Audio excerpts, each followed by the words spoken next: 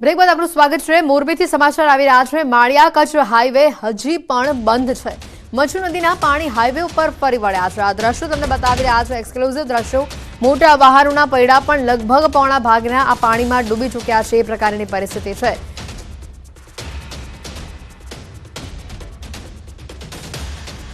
માળિયા કચ્છ હાઈવેથી અમારી સાથે સંવાદદાતા સંજય સીધા જોડાઈ ચૂક્યા છે। અહીંયા સંજય, હાલ શું પરિસ્થિતિ છે? મોટા વાહનોના પૈડા પણ પાણીમાં દેખાતા નથી, એ પ્રકારના પાણી ભરેલા આપની પાછળ જોઈ શકાય છે।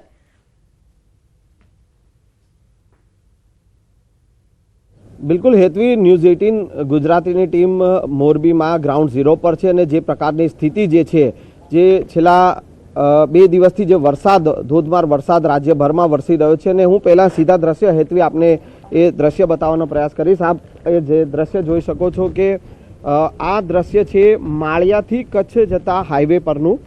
ગઈકાલે આ જ હાઈવે પર જે છે તે મચ્છુ ડેમ, મચ્છુ 2 અને મચ્છુ 3ના જે પાણી છોડવામાં આવ્યા હતા ડેમમાંથી અને 2.5 લાખ ક્યુસેકથી વધુ પાણી છોડવામાં આવ્યા હતા અને તેના કારણે મચ્છુનો ધસમસતો પ્રવાહ જે છે તે આ હાઈવે પર ફરી વળ્યો હતો અને તેના કારણે માળિયાથી કચ્છ જવાનો જે માર્ગ જે છે તે બંધ કરવાની ફરજ પડી હતી। આ જે ટ્રક આપને જે દેખાઈ રહ્યો છે હેતવી, એ ટ્રકમાં 2 લોકો ફસાયા હતા અને અન્ય એક ટ્રક જે પાછળ દેખાઈ રહ્યો છે એમાં એક વ્યક્તિ ફસાયો હતો।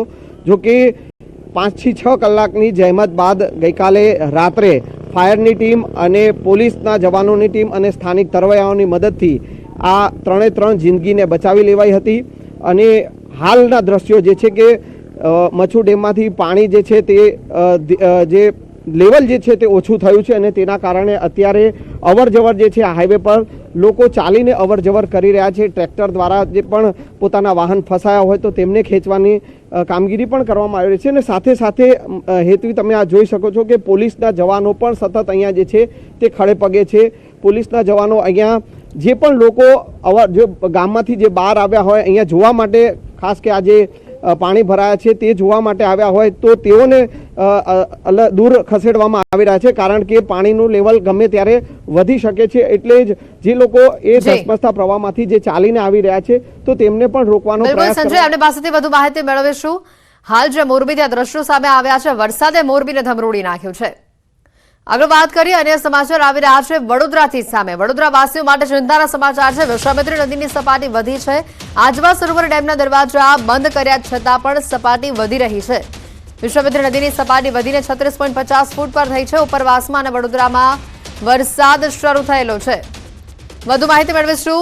વડોદરાથી અમારી સાથે સંવાદદાતા મૌલિક જોડાઈ ચૂક્યા છે। મૌલિક, જે રીતની વડોદરામાં પરિસ્થિતિ છે, ગઈકાલે પણ આપે ગ્રાઉન્ડ ઝીરો પરથી જે બતાવ્યા હતા દ્રશ્યો, અને આજે તો ખાલી કહી શકાય ડેમના ગેટ બંધ કરવામાં આવે છે છતાં પણ પાણીનું જે સ્તર છે તે વધી રહ્યું છે સતત।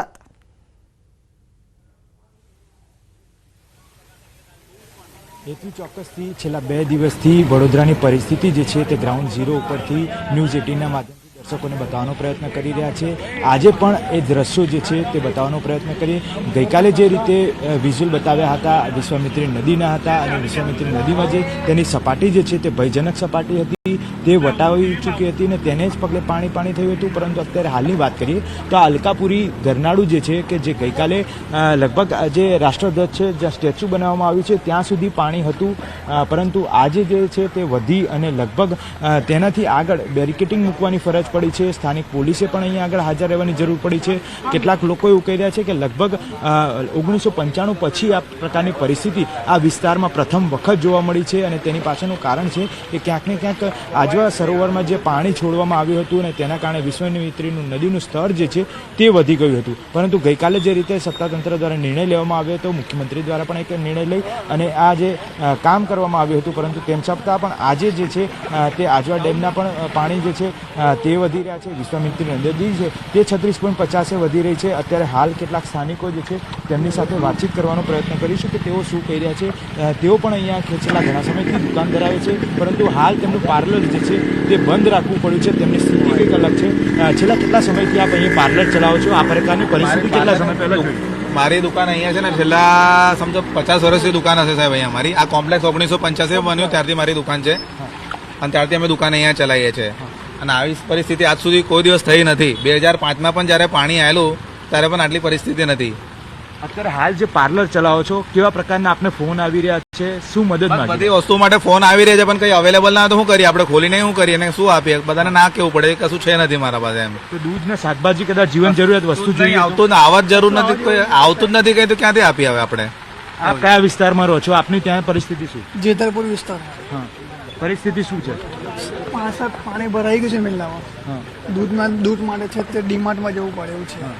ડીમાર્ટમાં છે દૂધ ડીમાર્ટમાં દૂધ નહીં અવેલેબલ. તઈ અહીંયા ગયો હેમસરકે ગયો તभी બધા લાઈનમાં ઉભા રહે છે એવું કે ભાઈ વેઇટિંગ લાગશે દૂધની એક ગાડી આવે છે બધાને ટાઈમિંગ આપી દીધી છે 5-10 મિનિટ ઉભા રહો તમે એવું.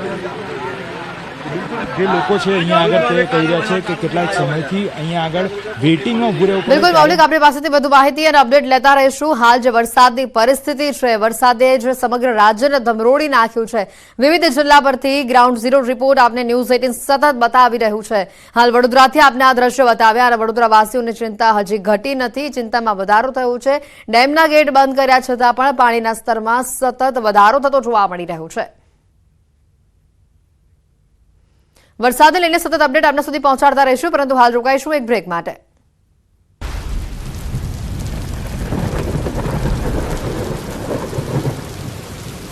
અભિભૂત સાથે અંબાલાલ કાકા પણ જોડાયેલા છે અને અંબાલાલ કાકાના મોઢે સાંભળીશું કે કેવો વરસાદી માહોલ આજે જોવા મળશે સમગ્ર રાજ્યમાં. જી વિભુ.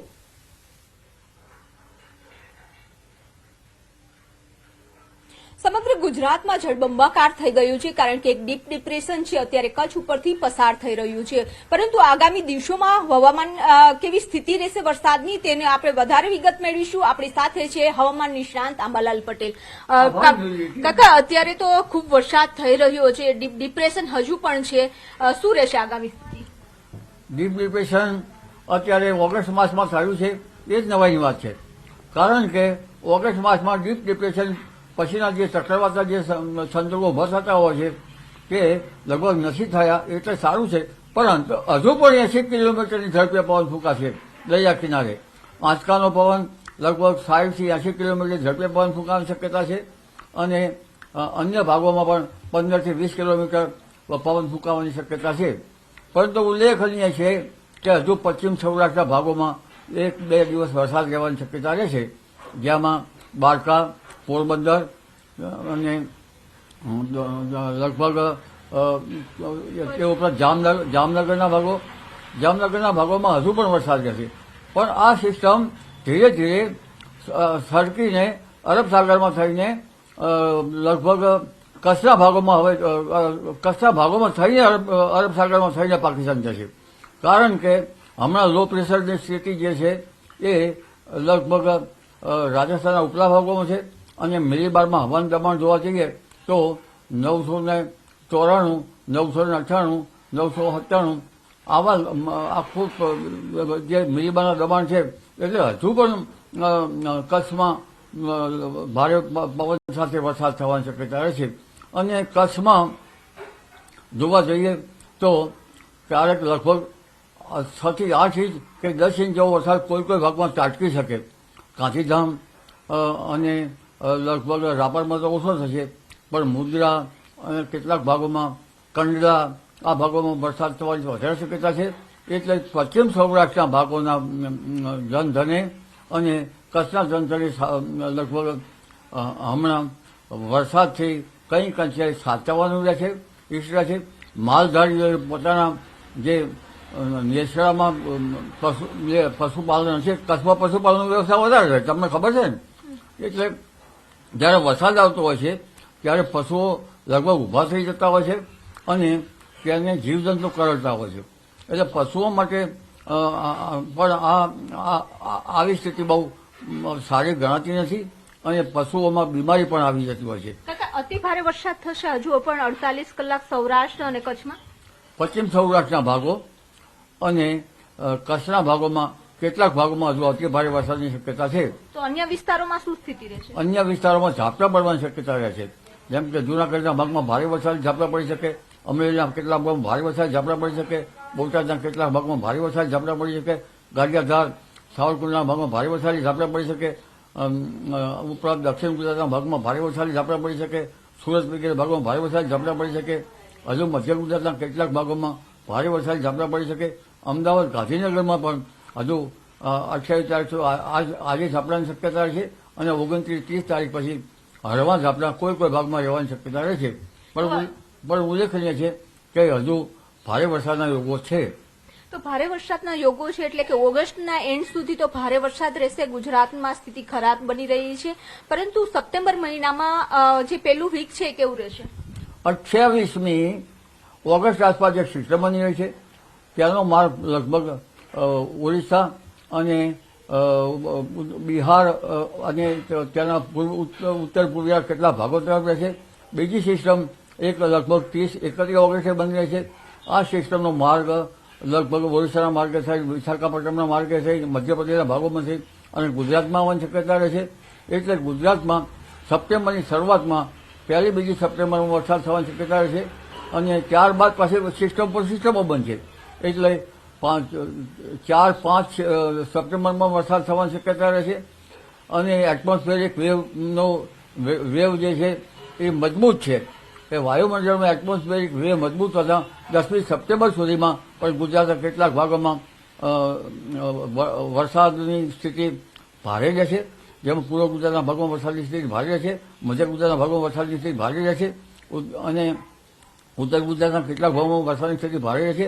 આ વર્ષના વલસાડમાં ભારે વરસાદ પડશે. આ ઉપરાંત આ જે વરસાદ જે છે એના કારણે જે ખેતીવાડી જે છે ત્યાંનું આ પાણી સારું ગણાતું નથી. એટલે ખેડૂતોએ વરાપ થયે કાર્યો કરવા સારા રહે. પણ હવે વરાપ ક્યારે થશે એ ચિંતાનો વિષય છે. કારણ કે હમણાં ભારેથી અતિભારે વરસાદ થયો છે. કેટલાક ભાગોમાં તો પહેલાં ઉત્તર ગુજરાતના કેટલાક ભાગમાં તો ભારે વરસાદ હતો જ, વરાપ નહોતી. ત્યારે હવે શું વાવવું એ ચિંતાનો વિષય છે. કારણ કે વિસ્તારો જળબંબાકાર થયા હતા એને વરાપ થતાં વાર લાગતી હોય છે અને પાછા સપ્ટેમ્બરમાં એક પછી એક સિસ્ટમ બદલવાની છે.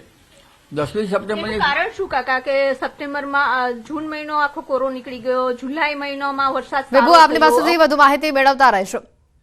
સમાચારોમાં હાલ રોકાઈશું એક બ્રેક માટે.